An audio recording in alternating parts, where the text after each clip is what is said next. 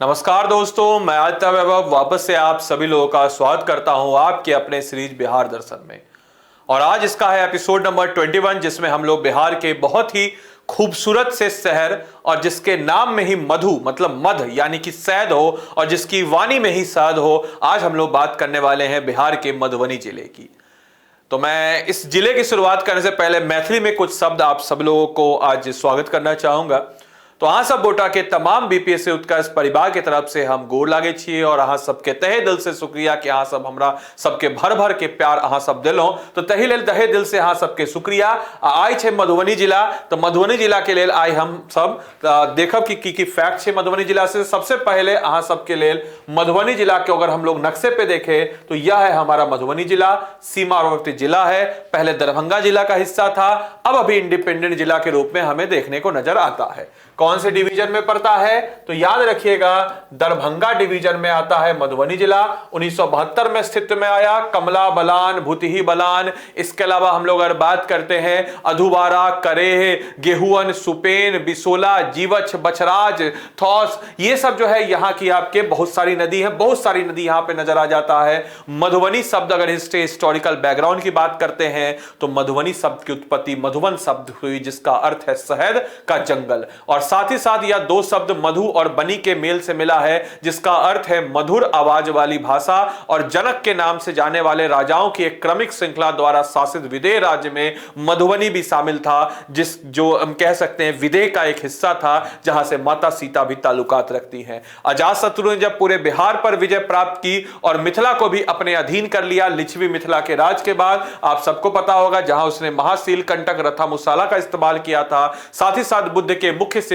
आनंद जो हैं, वैदेही मुनि उनको कहते हैं, क्योंकि वह विदेश क्षेत्र के देश के ही एक भिक्षु थे। और बक्सर की लड़ाई के बाद मधुबनी अंग्रेजों को नियंत्रण में आ गया। साथ ही साथ याद रखिएगा कि जन कवि या जिसको शेक्सपियर ऑफ मिथिला कहते हैं, जिनका नाम विद्यापति है, वह मधुबनी के बिस्फी गांव से ताल्लुकात रखते थे। और भारत में स्वतंत्रता आंदोलन में मधुबनी जिले ने अत्यंत महत्वपूर्ण भूमिका निभाई है।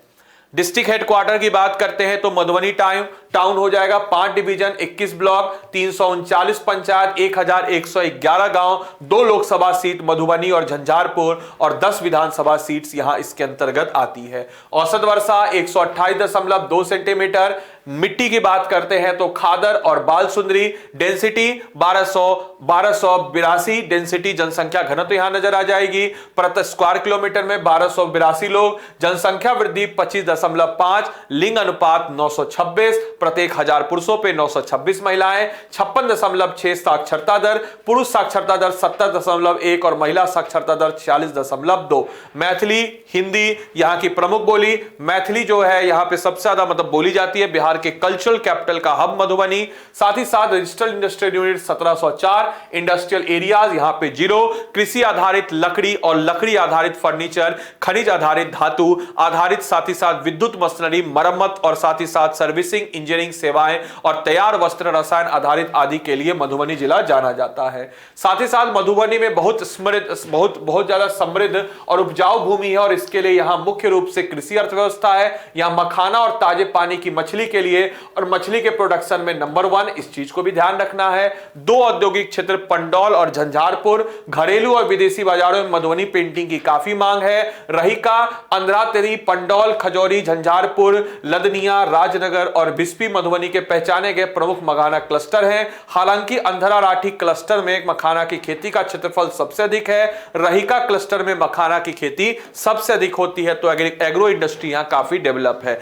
शिक्षा की बात करते हैं तो यहां पे आप सबको Watson high school, Lalit Narayan जनता कॉलेज, इसके साथ ही साथ बीएसजे कॉलेज और जेएमडी महिला कॉलेज यहां के प्रमुख शैक्षिक संस्थानों में से एक है। यहां का सौराठ मेला बहुत ही जाना माना मेला है। कहा जाता है ना, आजकल जो अंग्रेजों का कॉन्सेप्ट है वो जीवनसाथी.com और जिसमें शादी विवाह का लोग मंगलम होते हैं, हम लोग के यहां बहुत पहले सौराठ मेले में, जहां पे जो भी योग्य पुरुष और युवती जाती थी अपने माता पिता के साथ और वहां पे किसी को पसंद आ गया तो उनसे विवाह होता था। और इनके अनुसार ज्योतिष पंचांगों के अनुसार हर साल सौराठ सभा में गाची में सौराठ सभा आयोजित की जाती है और प्रत्येक गांव में सभा में बैठने का एक निश्चित स्थान होता है जिसे डेरा भी हम लोग कहते हैं। और विवाह के इच्छुक हजारों मैथिली ब्राह्मण विवाह के लिए बातचीत के लिए यहां एकत्रित होते हैं। साथ ही साथ कपिलेश्वर नाथ यहां गांव अपने शिव मंदिर के लिए प्रसिद्ध है। साथ ही साथ आपको बताते चले उछैना तुम्बे नदी के पश्चिम तट पर भगवती का मंदिर है। इसके अलावा भवानीपुर या गांव प्रसिद्ध कवि विद्यापीठ से संबंधित है और यहां उग्रनाथ का